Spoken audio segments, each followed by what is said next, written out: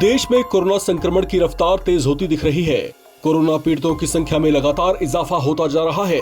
कुछ ही दिनों के भीतर कोरोना संक्रमितों की संख्या 3,758 तक पहुंच चुकी है।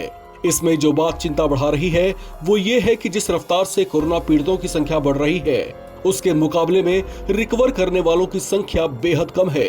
स्वास्थ्य मंत्रालय के मुताबिक 24 घंटों में कोरोना का 360 नए मामले सामने आए हैं, जबकि पिछले 24 घंटों में 2 और लोगों की कोरोना से मौत हो गई है। इसी के साथ कोरोना से मरने वालों का कुल आंकड़ा 21 तक पहुंच चुका है।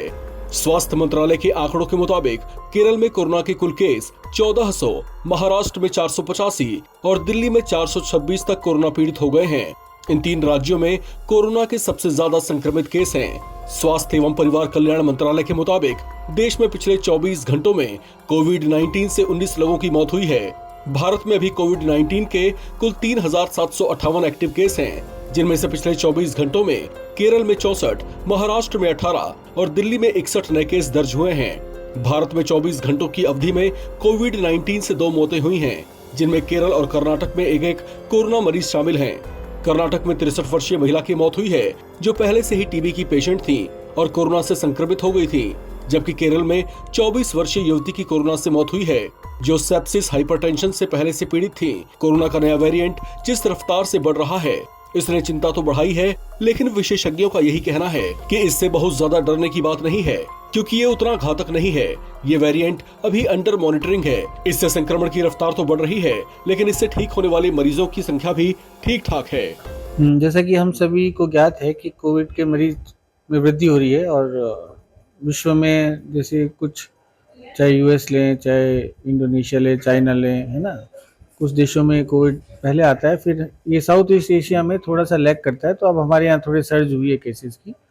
तो ये ओमिक्रॉन जो हमारा पहले एक वेरिएंट था, उसी की लीनियज है और उसके अलग अलग तरह के जीनोम से करीब 17-18 जीनोम्स है, जिनको क्लिनिकली इम्पोर्टेंट माना गया है, या जो WHO की भाषा में बात करें तो पब्लिक के लिए डेंजर स्पीसीज मानी गई है, और कुछ को इनमें से मॉनिटर करने के लिए स्पीसीज को इंगित किया गया है। तो ऐसे कैरेक्टरिस्टिक ऐसे कैटेगराइज किया जाता है चीज़ों को।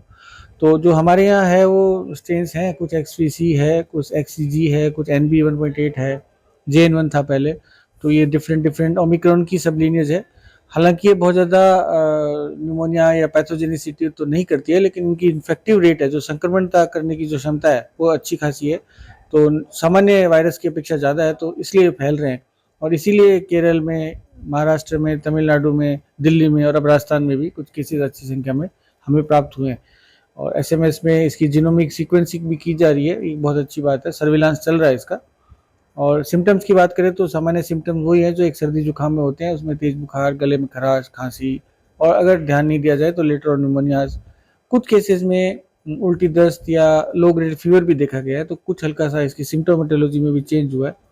ट्रीटमेंट तो वही है और वैक्सीन भी इफेक्टिव है, हालांकि पूरी तरह से नहीं होगी क्योंकि नए म्यूटेटेड वायरस है, लेकिन कुछ हद तक वैक्सीन इफेक्टेड है।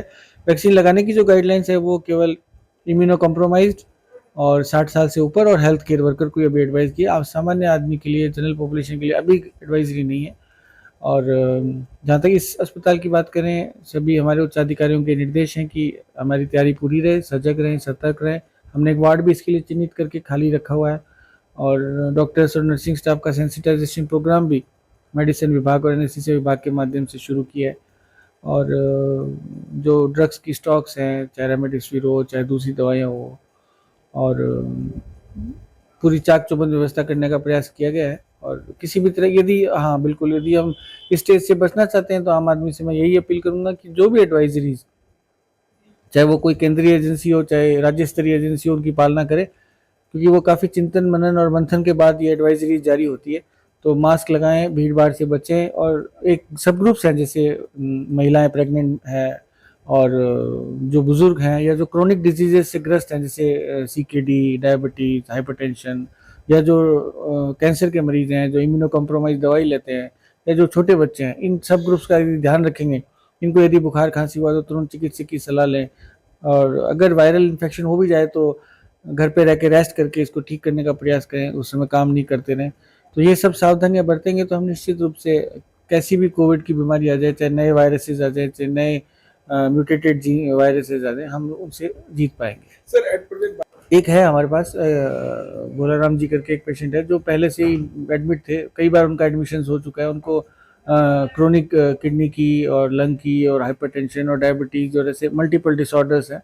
मैं वही कहना चाह रहा था कि इसी ग्रुप को ही ज़्यादा कोविड अफेक्ट करता है, तो वो इसी ग्रुप से थे और फिर उनका पॉजिटिव भी आ गया, एक्सरे में न्यूमोनिया भी था। अभी वो थोड़े बेहतर है, हालांकि वेंटिलेटर पे है, तो उनका इलाज अच्छे से चल रहा है और काफ़ी 7-8 दिन से हमारे यहाँ एडमिट है, तो ऐसी कोई दिक्कत नहीं है। सारी टीम्स उनको देख रही है।